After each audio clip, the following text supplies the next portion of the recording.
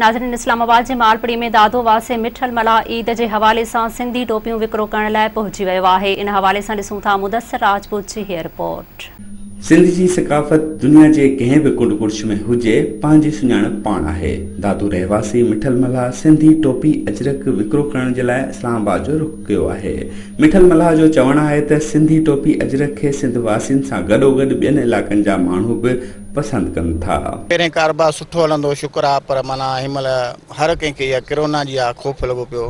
हिनमहिल थोरो घटि थी वियो आहे शौक़ु माण्हुनि जो तवजो ॾियणु टोपी ॾियूं, न त हिन न हर साल ईंदा आहियूं। हिन इलाइक़नि में हूअं रोज़ी असांजी सुठी थींदी आहे, पेट गुज़र थी वेंदो आहे, शुक्र अलहमदिल्ला हिनमहिल बि। पर मेन मक़सदु आहे हाली फ़िलहाल थोरी तंगी थी वई आहे धंधे में।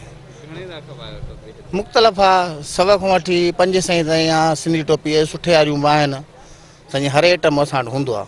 पर असांजो माना ईद जे टाइम में मंडी लॻंदी आहे या शहरनि में, पर ख़ासि करे माना शहरनि में हिकांदो, बाक़ी मंडी में तवजो सॼो ढोरनि ते हूंदो आहे, टोपियुनि ते कोन हूंदो आहे।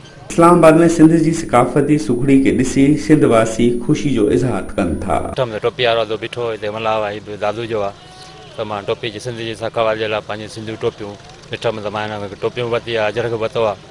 ऐं सिंध जी सकाफ़त आहे, सिंध में माना असांजो माना हिकिड़ो सिस्टम आहे सिंध जो टोपी जो सकाफ़त जो। एतिरो परे आयो आहे, ॾिठमि त मूं पंहिंजी टोपी वरिती आहे, अजरक वरितो आहे। सिंधी सकाफ़त जेकी आहे सॼी दुनिया में मञीदा आहिनि, त सिंधी सकाफ़त कीअं हूंदी आहे, छा थींदो टोपी अजरक, हिन जी पहचान आहे असांजी सिंध जी। ऐं सिंध जे सिस्टम में जे माना असां एतिरो 1000 किलोमीटर खां मां परे आयो आहियां, ॾिठमि त मां टोपी वरिती आहे, अजरक बि वरितो आहे। सभिनी खे सिंधियुनि भाइरनि खे वरिता असांजी टोपी अजरक। ईद जे ॾियनि में ख़ूबसूरत नज़र अचण जे लाइ ॿिनि इलाइक़नि जा रहवासी बि सिंधी टोपी अजरक जी ख़रीदारी खे तरजीह ॾियनि था। कैमरामैन अथर सां गॾु मुदस्सिर हुसैन, मेहरान टीवी, इस्लामाबाद।